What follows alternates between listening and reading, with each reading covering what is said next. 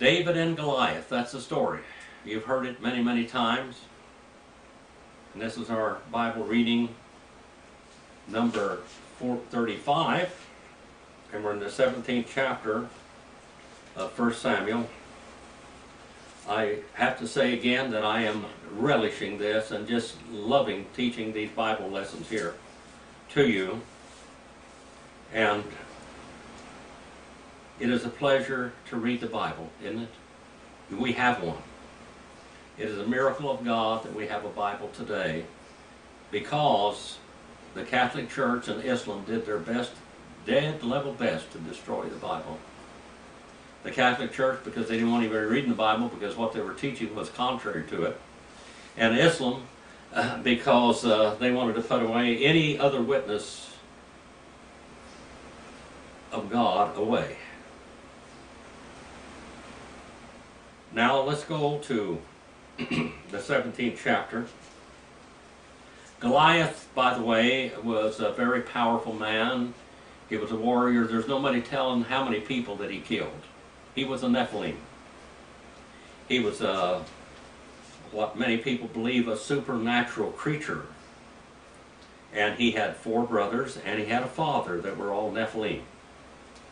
And these Nephilim were powerful, supernatural strength. It took supernatural ability to kill one of them. I did not know that Goliath had all the brothers that he had until I started reading the Hebrew lexicon. And I'd come across the name and it said Goliath's brother. And so I started putting all this together. David picked up 5 stones, as you're going to see, because he was going to kill Goliath and 4 of his brothers, all 5 at the same time. But that isn't what happened, but they finally did kill all of them, but one of them almost killed David later on. Now the Philistines gathered their armies for battle, and were gathered at Socoh, which belonged to Judah, and they camped between Socoh and Azekah in the Ephes Damim. And Saul and the men of Israel were gathered and camped in the valley of Elah, and drew up in battle array to encounter the Philistines. The Philistines stood on the mountain on one side, while Israel stood on the mountain on the other side, with a valley between them. In other words, there was a mountain over here, and a mountain over here, and a great valley in between. And Israel's army was over here, and the Philistine army was over here. And they could hear each other. I used to go up on Greenhorn Mountain, and I took you there, Marilyn, up on Greenhorn Mountain, where you look across the canyon up there at Oak Flat Lookout Tower, where we picked all the wild gooseberries. And you could holler and you could hear your voice on the other side, and I mean, this is a long way. You could hear people hollering back and forth. And they do that in the Swiss Alps also. So now, as we're reading this story, I want you to know the acoustics are with them, where they could hear each other's voices across. If you go out on the ocean or a big lake, you can be talking in a natural voice in one boat, and people can hear you because the sound carries across that water. So here we have the background. And the Philistines stood on the mountain on one side, and Israel stood on the mountain on the other side, and with a valley between them. Then a champion came out from the armies of the Philistines named Goliath, from Gath, whose height was 9 feet 9 inches tall.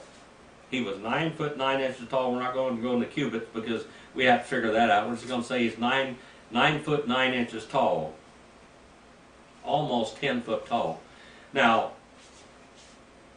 how much does a person that's 6'8" or 6'9" or 7 foot weigh? 350, 400 pounds if they're in good shape. If they're heavy, it's going to be close to 500 pounds. So now you put another 3 foot on top of this, 9 foot 9 inches. This man probably weighed 1,000 pounds. 1,000 pounds, a big man. a gigantic and a strong man. Then a champion came from the armies, whose height was 9 foot 9 inches. And he had a bronze helmet on his head, and was clothed with scale armor, which weighed 5,000 shekels, or 125 pounds of armor on him. He had 125 pounds, so now we have a 1,000-pound guy, we have 125 pounds of armor on him. And he also had bronze greaves on his legs, and a bronze javelin slung between his shoulders. And the shaft of his spear was like a weaver's beam, and the head of his spear weighed 600 shekels of iron. His shield carrier also walked before him. And he stood and shouted to the ranks of Israel. And he kept on saying to them, Why do you not come out and to draw up in battle array? Am I not the Philistine, your servants of Saul? Choose a man for yourselves, and let him come down to me. Now both sides will see the battle. If he is able to fight with me and kill me, then we will become your servants. But if I prevail against him and kill him, then you shall become our servants and serve us. This is high stakes, isn't it? This is high stakes. And again the Philistine said, I defy the ranks of Israel this day, and give me a man that we may fight together.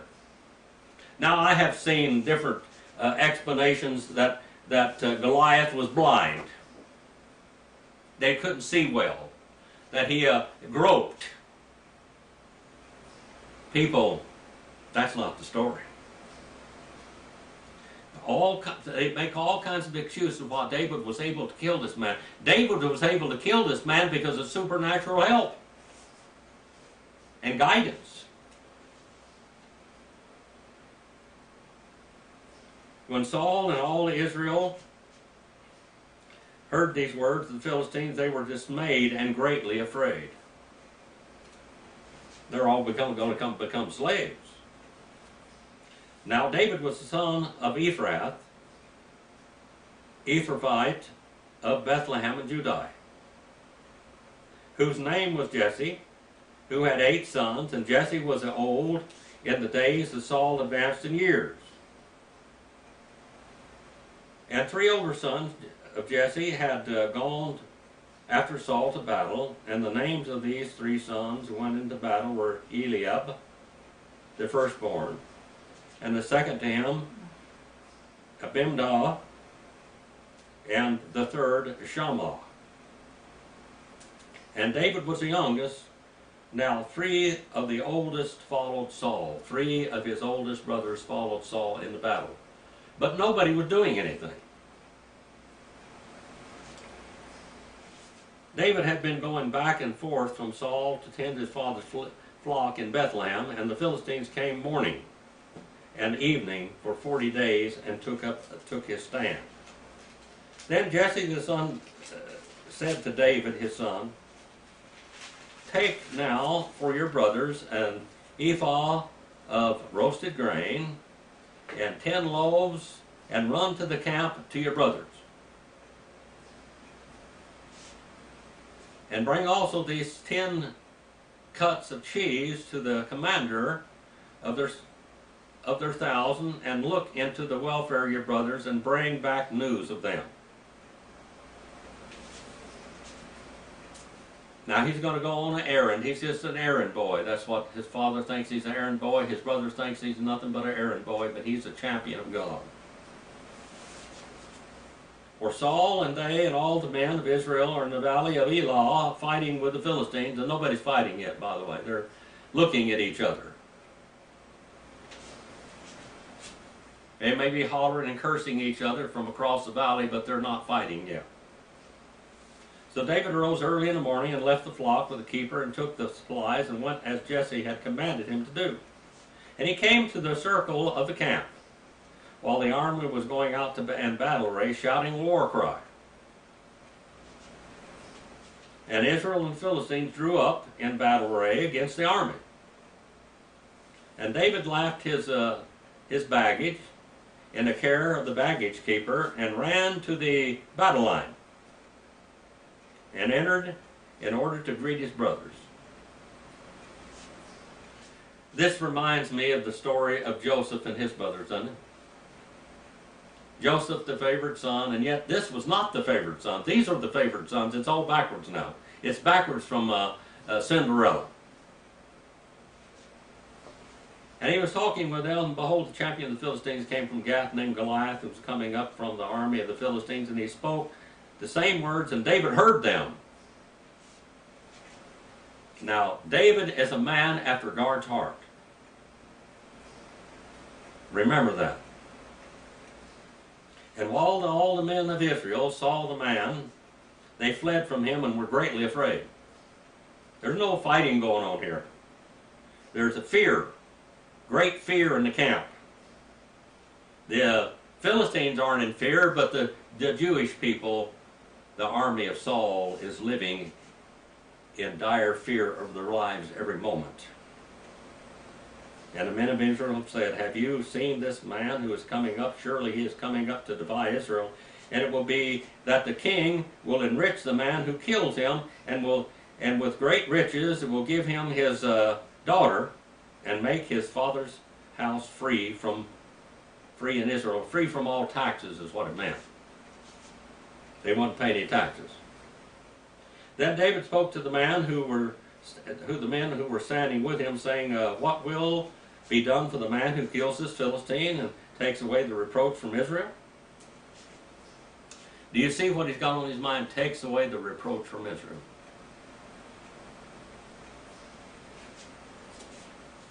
For who is this uncircumcised Philistine that he should taunt the armies of the living God? Hadah, the living God. And the people answered him in accordance with the word, saying, thus it will be done for the man who kills him. Now Eliab, his oldest brother, heard when he spoke to the men, and Eliab's anger burned against David, and he said, why have you come down here? And with whom have you left those few sheep in the wilderness? No, I know your insolence and the wickedness of your heart, for you have come down here to see the battle, see bloodshed. I got news for him. But David says, what I have done to you, what is it not just a question? And he turned away from him to another and said the same thing, and the people answered the same thing as before. When the words which David spoke were heard, they told them to Saul, and he sent for David. And David said to Saul, let no man's heart fail on account of him. Your servant will go and will fight with the Philistine. And this boy is young, 12, 13, 14 years old, okay? And here we have this giant of a man that has probably killed hundreds, a supernatural in stature and in power. Then Saul said to David, you are not able to go against this Philistine to fight with him, for you are but a youth, while he has been a warrior from his youth. But David said to Saul, your servant was attending his father's sheep, and when a lion and a bear came and took a lamb from the flock, I went after him, and I attacked him, and I rescued him from its mouth. And when he rose up against me, I seized him by his beard, and I struck him and killed him.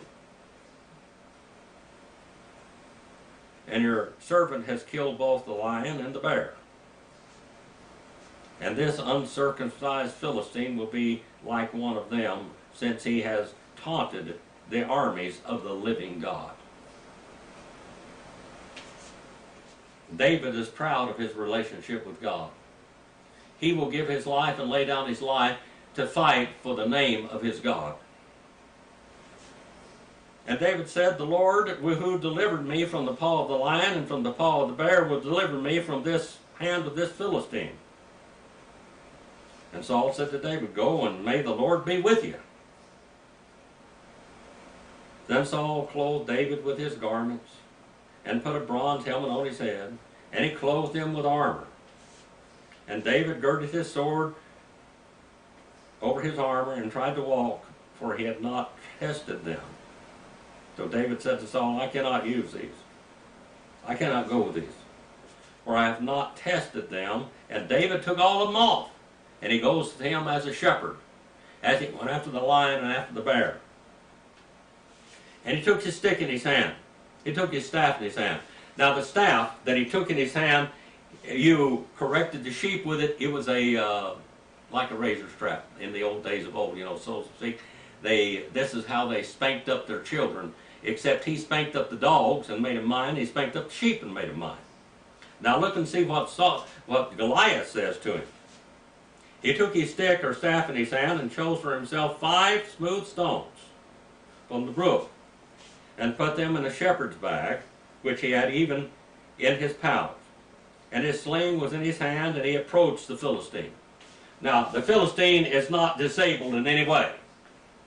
I want you to know that. I don't care what they say on YouTube and other things. The Philistine could see. The Philistine was a warrior. And the Philistine came on and approached David with a shield bearer in front of him. And when the Philistine looked and saw David, now he saw him. See, he's not blind. He disdained him. He was but a youth and ruddy, with handsome appearance. He was a young, handsome man. And the Philistine said to David, I am a dog, that you should come me with stick. He said, am I one of your shepherd dogs, that you should come me with a stick that you whip them with? And the Philistine cursed David by his gods. And the Philistine also said to David, come to me, and I will give your flesh to the birds of the sky and the beasts of the field. Then David answered him and said to the Philistine, you come to me with a sword and a spear and a javelin, and I come to you in the name of the Lord of hosts, Jehovah Sabaoth, the Lord of the host of heaven, of the armies of heaven, the God of the armies of Israel, whom you have taunted and cursed.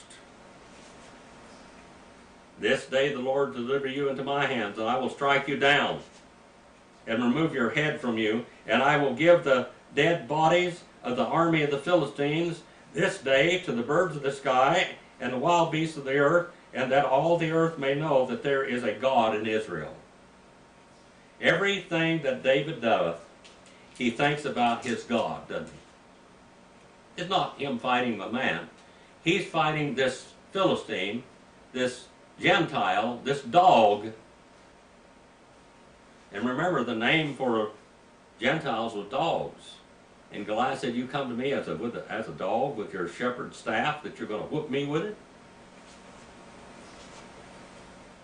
And all the assembly may know that the Lord does not deliver by sword or by spear, for the battle is the Lord's, and he will give you into my hands and into our hands. Then it happened, when the Philistine rose and came and drew near to meet David, that David ran quickly toward the battle line to meet the Philistine. Now they're coming down off of 2 different battles. They've been hollering at each other across the valley, and now they're going to meet in the valley. And David put his hand into his bag, and he took from it a stone and slung it and struck the Philistine on the forehead. And the stone sank into his forehead, so that he fell on his face to the ground. And David prevailed over the Philistine with a sling and a stone. And he struck the Philistine and he killed him, but there's no sword in David's hand. He came up to him as a shepherd, God's shepherd. The Lord is my shepherd, I shall not want. He leads me through the valley of death, the shadow of death. And David ran. Now you know where that song came from. That was a song and a psalm. Mm-hmm. And David saw it and experienced it right here. David ran and stood over the Philistine and took his sword and drew it out of the sheath. And he killed him. And he cut off his head with it. And when the Philistines saw that their champion was dead, they fled. And the men of Israel and Judah arose and shouted and pursued the Philistines as far as the valley and to the gates of Ekron. And the slain Philistines lay along the way to Sharaim, even to Gath and Ekron. And the sons of Israel returned from chasing the Philistines and plundered their camps. They wouldn't need all the riches anymore. And David took the Philistine's head and brought it to Jerusalem, but he put his weapons in his tent. Now when Saul saw David going out against the Philistines, he said to Abner, the commander of the army, Abner, whose son is this young man? And Abner said, By your life, O king, I do not know. And the king said, You inquire whose son this youth is. So then David returned from killing the Philistine, and Abner took him and brought him before Saul with the Philistine's head in his hand. Was David a man of God and David God's warrior? God proved it right here on this battlefield. It says, the battle is not won by spear, for the battle is the Lord's, and he will give you into my hand, remember. Mm-hmm. The Lord is my shepherd, I shall not want. Mm-hmm. Even though I walk through the valley of the shadow of death, I will fear no evil, for thy rod and thy staff will comfort me. He has the Philistine's head in his hand. So Saul said to him, Whose son are you, young man? And David answered, I am the son of your servant Jesse the Bethlehemite. What a story, huh? What a story. It is not a myth. It is not a fairy tale. It is a true historical fact. We find out later on that the four brothers are going to be one at a time killed by David or his armies. That's what I was wondering. One at a time. But one of them almost kills David, and they wouldn't let him go out anymore. They wouldn't let him go out. A man by the name of Jonathan saved David's life that time. These people, these beings were supernatural. They were powerful. Tremendous, gigantic beast of men. God stands with us in many battlefields, doesn't he? We have a battlefield every day in our lives, nearly. We have battles with health and with finances and all kinds of things, don't we? We have battles. But God is with us always. He's with us always. Each and every one of us will die someday. But we die in the honor of the Lord and for his name's sake. Father, we send this message out to comfort your people, to let them know that you're with them, that you are the God of heaven, the God of Jehovah Sabaoth, the Lord of armies, heavenly armies. Father, use this message to comfort your people, to encourage them all over the world. I pray for those out there that are with us. I don't even know all the people that listen to these messages all over the world. There are almost 160 subscribers on YouTube, and I don't know who hardly any of them are. And the thousands of messages that are downloaded on the sermon audio, discovertheword.com and discoverthewordwithdrjim.com. I pray that you give them God's speed, your speed, as they go out, as they comfort, lead people to salvation with your Spirit. And Father, please forgive me where I failed you. In